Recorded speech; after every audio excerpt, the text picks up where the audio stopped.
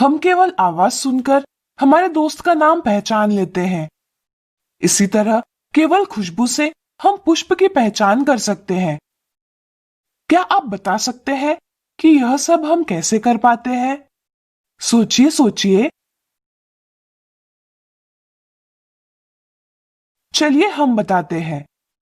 हम अपने आसपास होने वाले परिवर्तनों की पहचान करते हैं और इन परिवर्तनों के आधार पर प्रतिक्रिया देते हैं। जीव द्वारा उसके पर्यावरण में आने वाले परिवर्तनों की पहचान करना उद्दीपन यानी स्टिमुलस कहलाता है तथा परिवर्तन के अनुसार दी गई प्रतिक्रिया अनुक्रिया यानी रिस्पॉन्स कहलाती है।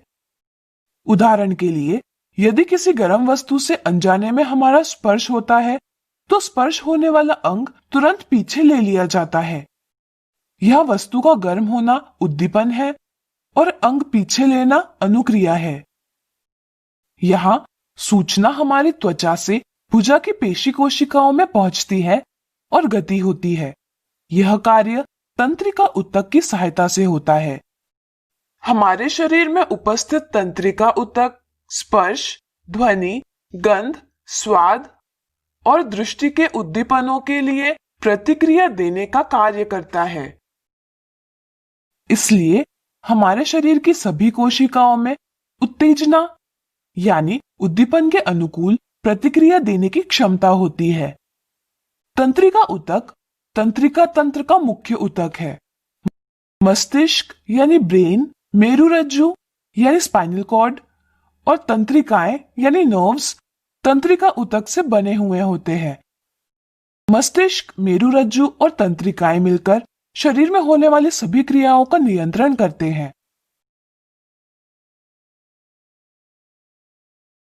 तंत्रिका ऊतक की कोशिका को तंत्रिका कोशिका यानी न्यूरॉन कहा जाता है।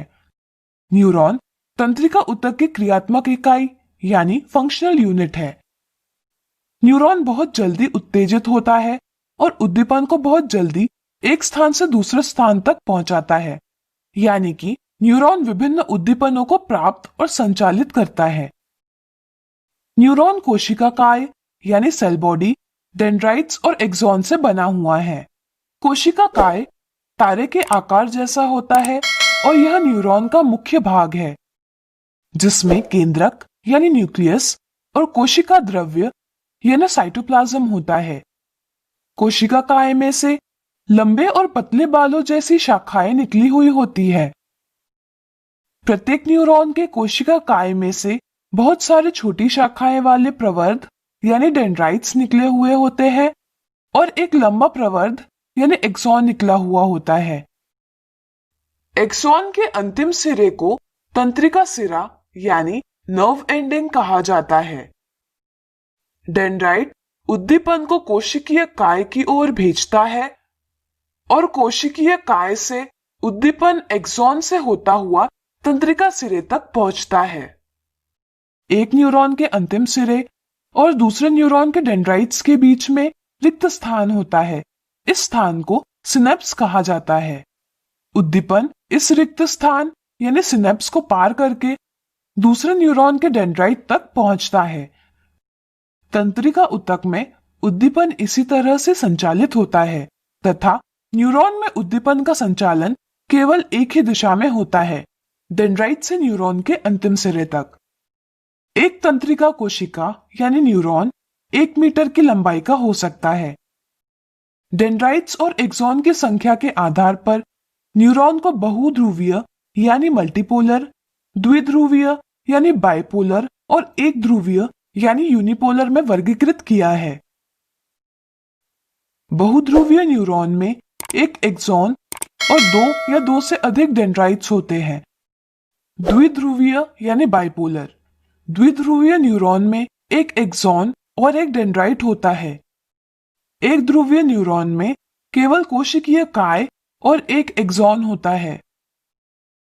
एक्सॉन को तंत्रिका रेशे यानी नर्व फाइबर भी कहा जाता है। बहुत सारे तंत्रिका रेशे संयोजी ऊतक यानी कनेक्टिव टिश्यू से जुड़कर एक तंत्रिका यानी नर्व का निर्माण करते हैं। तंत्रिका रेशे से गुजरने वाला उद्दीपन यानी संवेदन को तंत्रिका स्पंदन यानी नर्व इम्पल्स कहते हैं। तंत्रिकाएं तंत्रिका स्पंदन को मस्तिष्क या मेरुरज्जु तक पहुंचाती है। मस्तिष्क या मेरुरज्जु उचित प्रतिक्रिया देने का निर्णय लेते हैं। यहां से सूचना मस्तिष्क या मेरुरज्जु से निकलने वाली तंत्रिकाओं में संचालित होती है। ये तंत्रिकाएं पेशीय ऊतक यानी मस्कुलर टिश्यू से जुड़ी हुई होती हैं। तंत्रिकाओं से सूचना पेशी ऊतक तक पहुंचती है और पेशी ऊतक की गति होती है। इस तरह तंत्रिका स्पंदन की सहायता से हम पेशियों की गति अपनी इच्छा अनुसार कर सकते हैं। इस प्रकार का संयोजन सभी जंतुओं को उद्दीपन के अनुसार गति प्रदान करता है।